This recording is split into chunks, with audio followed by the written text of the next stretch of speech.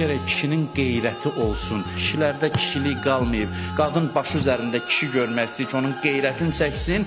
Qeyrət olub məsxərə obyekti. Qeyrətli adam, qeyrət ümumiyyətlə nədir deyirlər. İndi bizdə də var ya, bəzi yazarlar, qeyrət nədir? Keçmişin qalığıdır. Ailədə kişinin xanıma sahib çıxmasının bir əlaməti də budur ki, kişidə qeyrət olsun.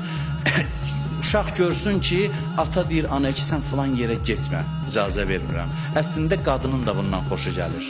Qadınların da bundan xoşu gəlir ki, qeyrət kişinin qadına sahib olması bir cüzlə mənada mal kimi, əşya kimi yox, mənəvi baxımdan rəhbərliyinin əlamətidir. Qadın bir cüzlə kişi istəyir. Elə kişi istəyir ki, onu biraz qısqansın və bir qədər də bir xeyli də qeyrəti olsun. Avropaya, Rusiyaya gedir bəzi kişilər, orada bir qadınlar gilirlənir ki, bizim kişilərdə bu xüsusiyyət itib, bizim sizə hörmətimiz ona görə çoxdur ki, siz qısqanırsınız, sizin yanınızda yol gedəndə hiss edilir ki, kişinin yanında yol gedirik.